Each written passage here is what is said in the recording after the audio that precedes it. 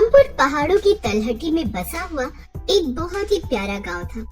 लोग दूर दूर से वहां घूमने आते थे। उसी गांव के पास एक घना जंगल था और उस जंगल में एक हवेली थी। वो हवेली बहुत ही पुरानी और सुंदर थी। रोज रात को उस हवेली में से किसी लड़की के हंसने की आवाज आती थी। इस वजह से गांव वाले उस हवेली से इतना घबराते थे कि रात में उस हवेली के पास से भी नहीं गुजरते थे। चंदू नाम का एक गांव वाला वहां से गुजर रहा होता है। चंदू जैसे ही हवेली के गेट के पास पहुंचता है, एक जोर से हवा का ठंडा झोंका आता है। चंदू खुश हो जाता है। अरे वाह, कितनी ठंडी हवा का झोंका है। बड़ी गर्मी में सर्दी का एहसास करवा दिया, मजा आ गया।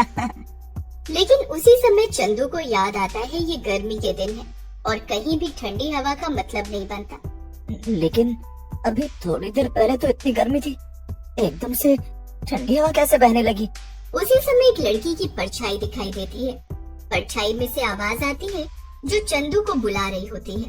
परछाई की आवाज सुनकर चंदू घबरा जाता है और वहाँ से भागने लगता है। अरे भाग रे, इतनी रात को घने जंगल में कौन है जो मुझे मेरे नाम से पुकार रहा है? लगता है ये वही चुड़ैल लड़की है। चंदू भागने लगता है, लेकिन काफी देर तक भागने के बाद भी वो उसी जगह पर खड़ा रहता है।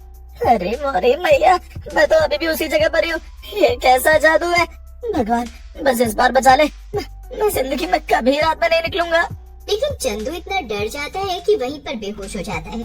उसी समय एक चुड़ैल लड़की वहाँ आती है और उसे देखकर बोलती है, बड़ी जल्दी बेहोश हो गया। अभी तो इसने मेरी खूबसूरती नहीं देखी, नहीं तो मर ही जाता।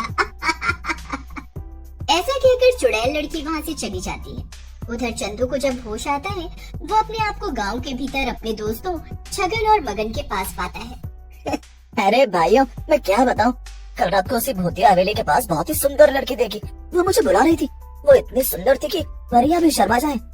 क्या फेंक रहा है चंदू, परियों से भी सुंदर है? अरे मैंने तो सुना है वहाँ चुड़ैल रहती है। तू भी लगता है हमसे मजाक कर रहा है। देखो, अगर तुम दोनों को मुझ पर यकीन नहीं है तो मुझसे कल रात की बात मत करो। अरे यार चंदू, तुम भी छगन की बात का बुरा मान रहे हो। पता है ना वो कितना मजाक करता है। चलो नाराज मत हो, आगे बताओ ना फिर क्या हुआ। फिर जैसे ही उस लड़की ने मुझे बुलाया, मैं लपक के उसके पास गया। वो भी मुझसे मिलकर बहुत खुश थी। लेकिन तभी उस लड़की का खड़ूस बाप अपने कुछ लोगों के साथ आया और मुझे मारने लगा। अरे फिर क्या हुआ चंदू भाई? अरे मगन, होना क्या था, मैं वहाँ से भागा और भागते भागते एक जगह गिर गया और बेहोश हो गया। फिर मुझे कुछ याद नहीं है कि क्या हुआ। मगन और छगन उस लड़की की कल्पना में खो जाते हैं और बोलते हैं, चंदू भाई एक बात बताओ, वो लड़की क्या सचमुच में परियों से ज्यादा सुंदर थी?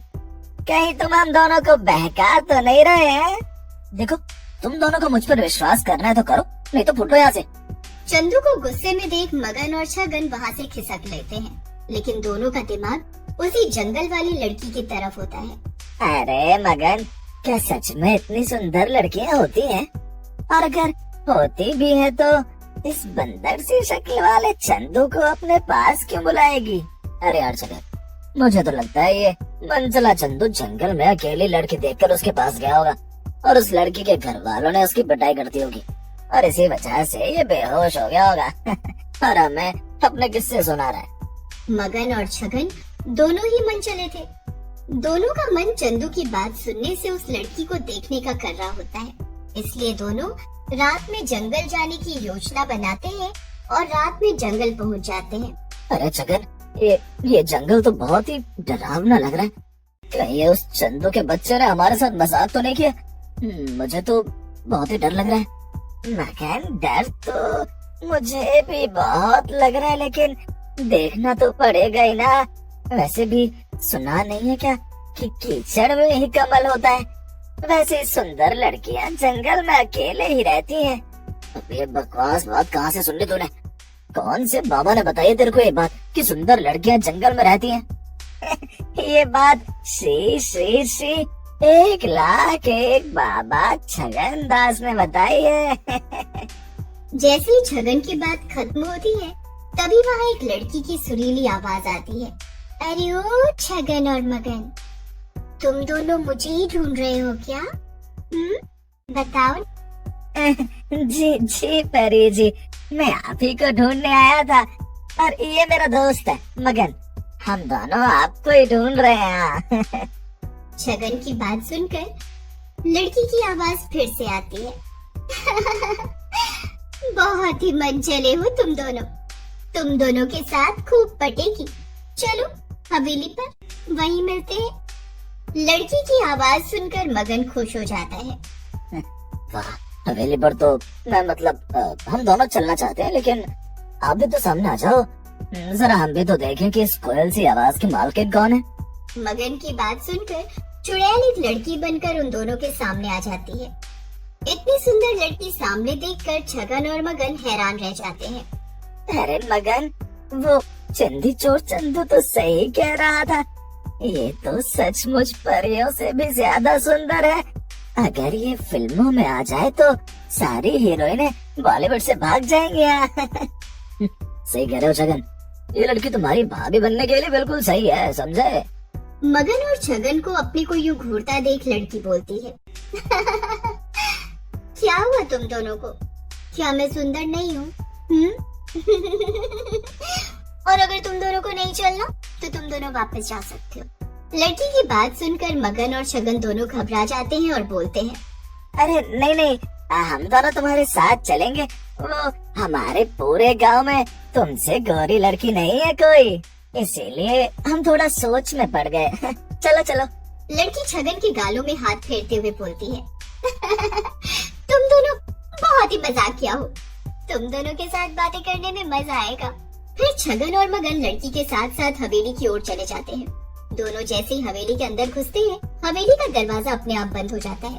ये देखकर मगन घबरा जाता है और बोलता है, ये दरवाजा अपने आप क्यों बंद हो गया?